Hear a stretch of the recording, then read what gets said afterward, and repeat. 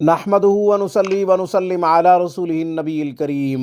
ناظرین السلام علیکم ورحمۃ اللہ وبرکاتہ۔ ناظرین، آج کی گفتگو میں دشمن کو مغلوب کرنے کے لیے سورہ مزمل شریف کا ایک خاص عمل آپ کی خدمت میں پیش کرنے کی سعادت حاصل کر رہا ہوں۔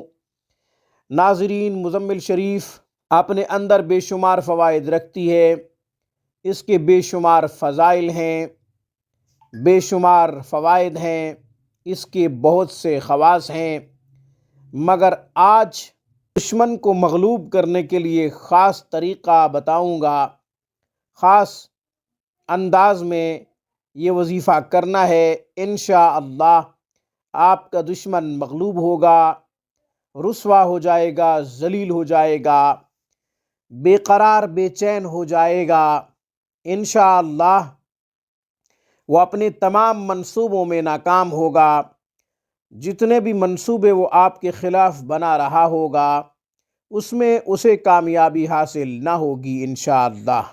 سرسوں کے تھوڑے سے دانے لے لیجئے، رائی کے دانے لے لیجئے، دانوں کی تعداد ضروری نہیں، تھوڑے سے دانے لے لیں، ایک مٹھی سرسوں کے دانے آپ لے لیں، اس کے اوپر سورہ مزمل شریف کو بغیر بسم اللہ کے 21 مرتبہ پڑھیں۔ سورہ مزمل شریف بغیر بسم اللہ کے 21 مرتبہ پڑھیں۔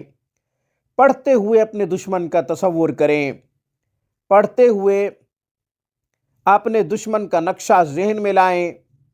دشمن ایک ہے تو بھی ایسا کریں، دشمن زیادہ ہیں تو بھی ایسا کریں، اور اگر دشمن معلوم نہیں کہ آپ کا دشمن کون ہے جو آپ کو تنگ کر رہا ہے، ستا رہا ہے، آپ پہ جادو کر رہا ہے، سحر کے ذریعے آپ کو تکلیف پہنچا رہا ہے، اس کا آپ کو کچھ علم نہیں، علم غیب تو صرف اللہ کے پاس ہے، آپ کو صرف شک ہے کہ فلاں مجھ پہ جادو کر رہا ہے یا فلاں مجھے سحر کے ذریعے تکلیف دے رہا ہے، تو آپ یہ نیت کریں کہ یا اللہ، جو بھی دشمن مجھے تکلیف پہنچا رہا ہے وہ رسوا ہو جائے، اس کے سارے منصوبے ناکام ہو جائیں، وہ ذلیل ہو جائے۔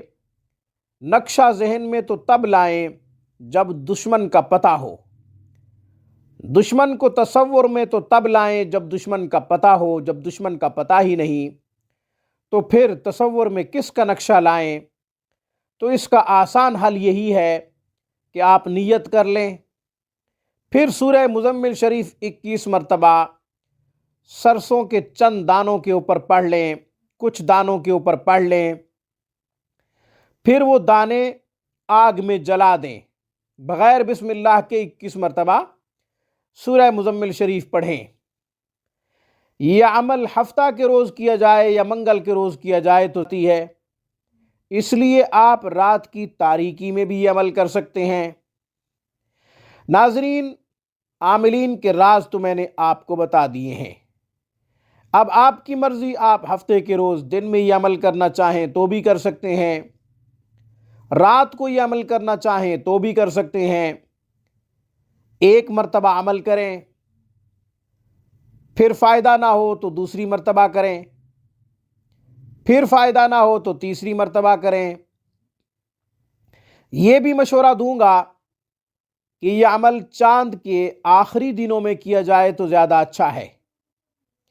مثال کے طور پہ چاند کا آخری عشرہ، چاند کا مہینہ شروع ہوا، رجب شروع ہوا، شعبان شروع ہوا، جمادی الثانی شروع ہوا، جمادی الاولی شروع ہوا، کوئی بھی مہینہ شروع ہوا تو 15 دن گزر جانے کے بعد یہ عمل ہفتے کے دن کیا جائے تو تاثیر دگنی ہو جائے گی، جلد اثر کرے گا، چونکہ چاند کے زوال کے دنوں میں یہ عمل آپ کریں گے۔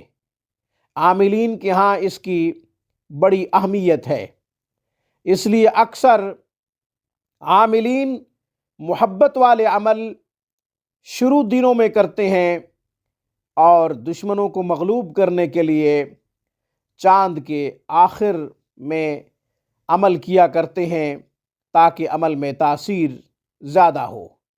اور جلد نتیجہ موصول ہو، جلد رزلٹ آئے، اس کے لیے عاملین چاند کے آخری دنوں کا انتخاب کیا کرتے ہیں۔ آخری ہفتہ، آخری منگل، یا پھر second last Saturday, second last Tuesday, آپ جو بھی انتخاب کرنا چاہیں آپ خود کر سکتے ہیں۔ ایک ایک جملے میں راز موجود ہے، اس لیے یہ میری پوری ویڈیو جو سنے گا اسے فائدہ ہوگا۔ ناظرین، آج کی گفتگو میں بس اتنا ہی۔ السلام علیکم ورحمۃ اللہ وبرکاتہ۔